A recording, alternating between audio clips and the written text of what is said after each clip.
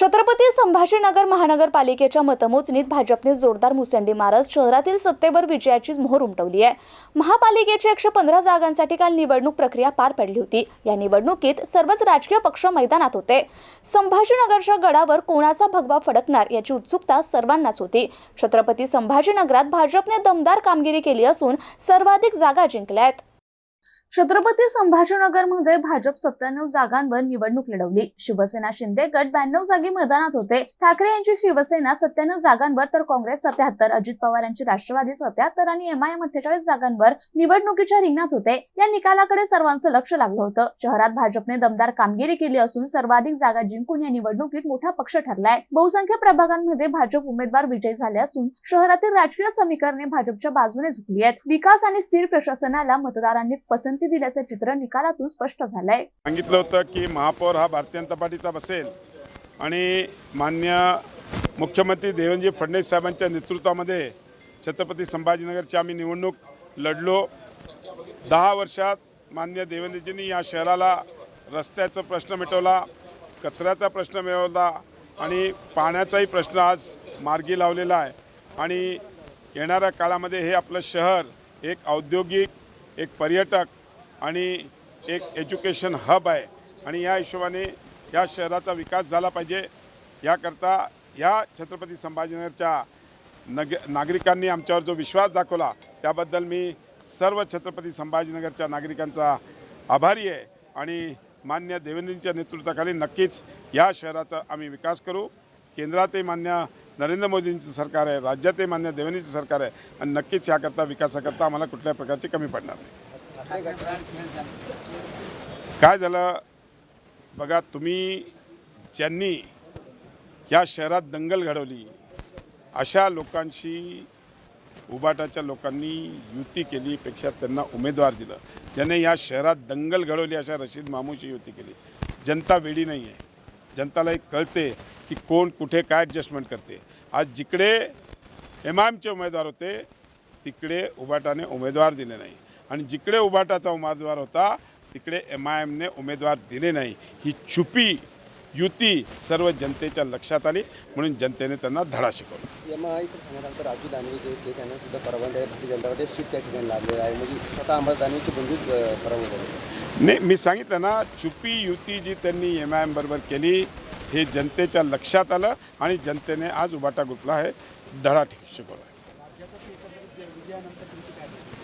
आम्ही भारतीय जनता पार्टीचे नेते आमचे माननीय देवेंद्र फडणवीस साहेब आणि देशाचे पंतप्रधान नरेंद्र मोदी साहेब यांच्या मार्गदर्शनाखाली आम्ही सगळे काम करतो आणि जे विकासाची कामं मागच्या 10-11 वर्षात या महाराष्ट्रामध्ये या देशामध्ये भारतीय जनता पार्टीने केलेलं आहे आणि नक्कीच लोकांना राज्याचे मुख्यमंत्री देवेंद्र फडणवीस साहेबांवर विश्वास आहे आणि तो विश्वास म्हणूनच जनतेने आज आम्हाला भरघोस मतदान करून आमचे सगळे उमेदवार निवडून दिले।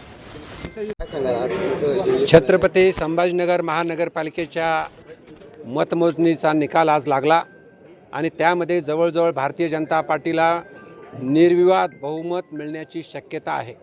हा ऐतिहासिक विजय।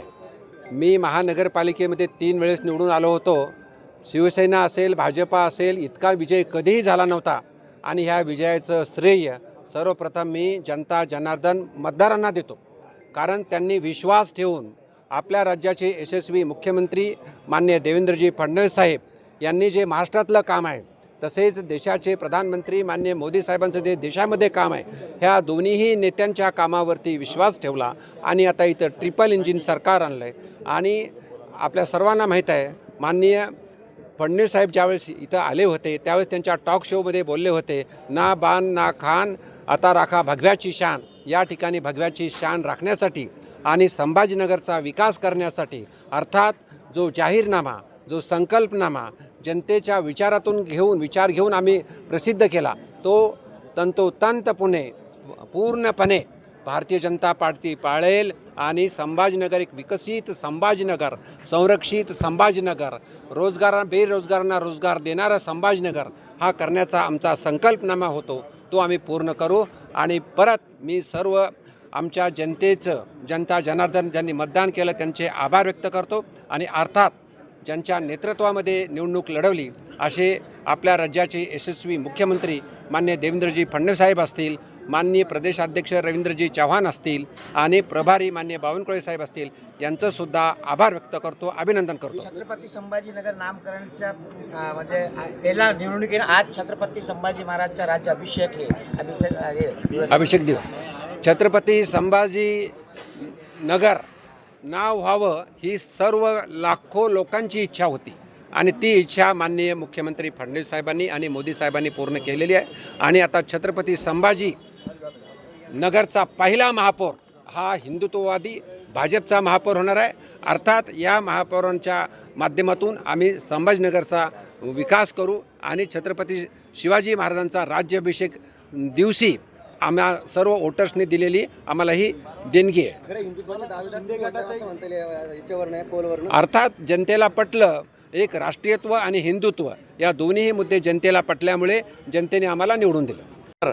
नामकरण केलं आणि खऱ्या अर्थाने नगरकरांनी संभाजी महाराजांना अभिवादन म्हणून भरभरून खऱ्या अर्थानं मतदान भारतीय जनता पार्टीला केलं आणि सर्वात मोठा पक्ष भारतीय जनता पार्टी आहे असं दर्शवून सांगितलं.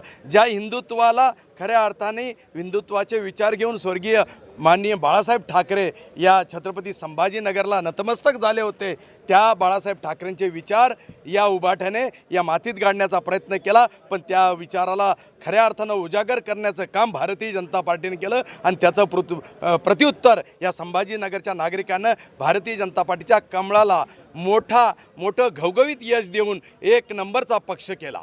जे मोठा भाऊ सांगत होते आता ते जे मोठा भाऊ सांगत होते आता ते लहान भाऊ असं तुमच्या आकडेवरून दिसून येते. निश्चितच देवेंद्रच्या नेतृत्वात या महानगरपालिकेमध्ये पारदर्शक कारभाराची जी हमी देवेंद्रजींनी त्यांच्या प्रत्यक्षपणे जनतेमध्ये टॉक शोमध्ये दिली आणि त्याला खऱ्या अर्थानं जनतेनं भरभरून यश दिलं.